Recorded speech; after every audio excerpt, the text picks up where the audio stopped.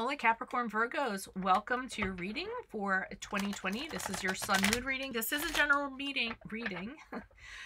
So if this reading resonates, consider a personal reading. My email is below. We can go ahead and we can work that out. Also, my 2019 sun moon readings are in my playlist if you want to check those out to see if they rang true for you, since we are still in 2019 when this was recorded, and just for fun, right? Also, my playlist, I have my compatibility readings. I'm on Insta, I'm on Facebook, I'm on the Instant Go app, where currently you can get a question answered for $4.98 and turned in 24 hours. So hit me up on there. Other than that, if you could like, share, and subscribe in support of me and these videos, that would be great. The first portion of this video, I'm going to talk about the behavioral traits of your sun-moon combination, and then I'm going to lay out the main cards.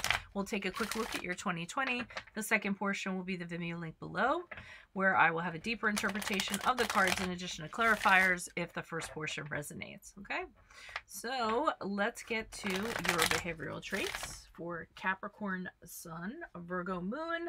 So you guys, power and status. Power and status to overcompensate for those insecurities that you have. You really strive to get status at work, prestige at work, admiration, everything usually in work. And you're very career minded too. And I know I'm going to get some Capricorn Virgo. That's not true. This is general, okay? If it doesn't resonate, then that is fine. You're super responsible, and you really aren't very happy or content until you're in a position of power, either over people or otherwise. You are very good at, you have the determination to conquer any obstacle, a lot of inner strength, a lot of motivation, very goal-oriented. You guys are also tend to be frugal, cautious, careful. That's your Virgo combination. But you're resolute, and like we said before, you're very focused on your careers. You do tend to be a little bit shrewd, cold, harsh at times. You aren't anybody who fantasizes or, you know, takes on any kind of illusions or any sort. You see things exactly as they're intended to be seen, okay? To you, kind of fantasizing, imagining things, whatever, that just wastes time, wastes energy. So instead of looking out the window and daydreaming, whatever you guys do is based on efficiency, a practical plan, you know, things like that. Okay, so no time for the, you know, cotton candy dreams or whatever. You do doubt yourself inside. You have indecision, but you tend to project and emote this rough character that seems a little detached and, like we say, well, like we said, even a little bit chilly at times. You're very attentive, have a very quiet and sober mind, very calculating, very good at analyzing situations, and very good at convincing people of things, okay? But be careful, because a lot of times with this combination, winning it all is all that you want, okay? And sometimes that can be all-consuming. You have to look around you at all the wonderments in life, all the romance in life, all the spirituality in life. Make sure you don't let your career or your status or, you know, any of that stuff be your end all or your obsession. You can be picky, you can be critical, but a lot of times when you're critical, it's usually of yourself. Try to accept yourself for who you are. Like I said, you tend to have some insecurity, so it really is a challenge for you to kind of get over that. Anything that's managerial, boss role, leadership roles, you're very prone to. You are great for anything that's an academic activity or anything academic in general. You guys, when you put your mind to something, it happens. And you usually aren't happy until it has happened, or until you've mastered the skill totally and completely. You need a stable relationship. You need a relationship that's based on mutual respect, that is equal. This is super important for you to keep you psychologically sound, but you guys aren't the most romantic people in the world, okay? You can be pretty sensitive, even though you guys try to act like you're really removed and really cool. That's kind of what you show to the world, the mask you put on, but inside you can be a pretty sensitive person. It depends on what the situation is. Don't try to hide that sensitivity by taking on roles. Just be yourself. I mean, I know it's hard, but just be yourself. It's fine, okay? You can be prone to, if you fail at things in life or if you're rejected in life, you guys can get a little bit neurotic, get a little bit self-destructive, so be careful of that. You're never content. You're always striving, so try not to feed into perfectionism or anything like that, because no matter how high you get, you guys are always going to say you haven't gone far enough, you're not good enough. And I mean, what is good enough? You know, what is the definition of that? So don't fall into holes of, or the entrapments of perfectionism. Be a little sympathetic towards yourself. Everybody has limitations. Everyone's not perfect. And stop kind of dwelling and analyzing all the imperfections and faults that you have, or that you always think you have.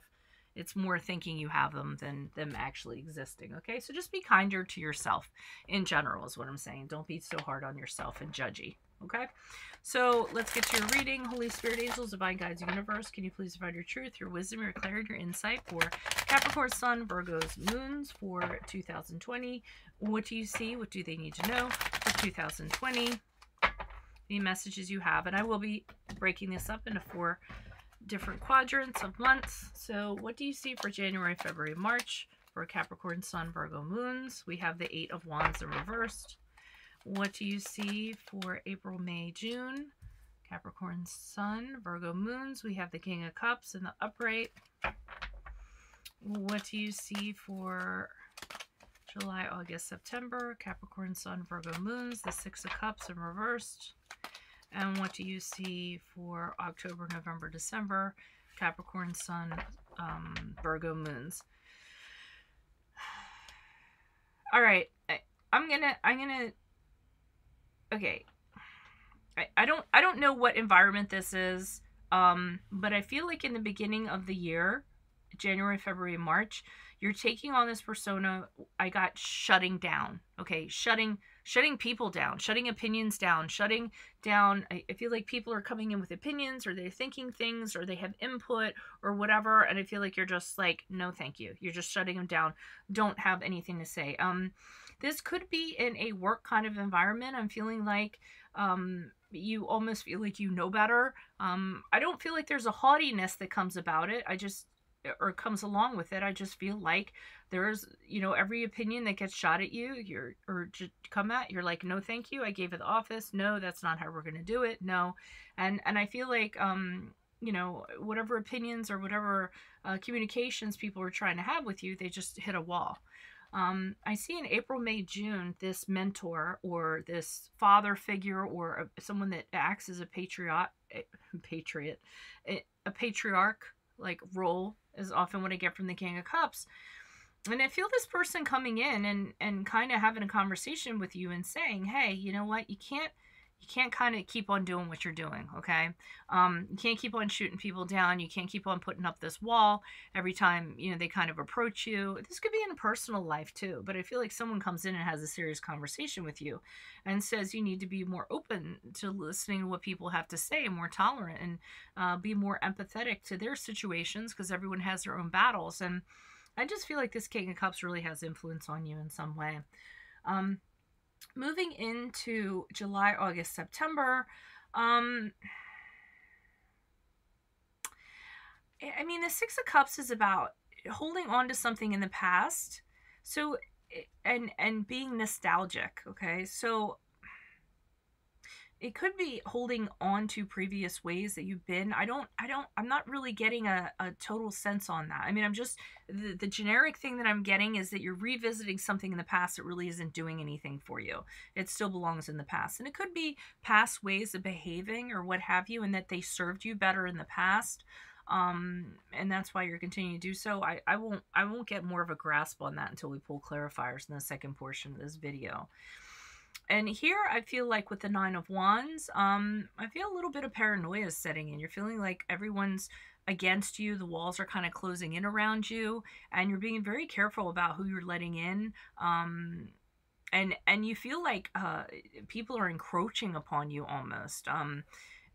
And you're not comfortable with it. I get this sense of feeling very uncomfortable about it. So, I mean, I don't know if this is an office setting or what environment this is, but this is pretty much what I'm seeing for your 2020. If it resonates, then continue on to the second portion of this reading. Click the Vimeo link below, and or get a personal reading from me and email me. Otherwise, check out your 2019 Sun Moon readings. Check out my compatibility readings in my playlist. Keep in mind, I'm on Insta. I'm on Facebook. I can answer a question on Instant Go if you need a quick answer in 24 hours. And if you could like, share, and subscribe in support of these videos, I would really appreciate that. Otherwise, adios from Veronica Garnet. Bye.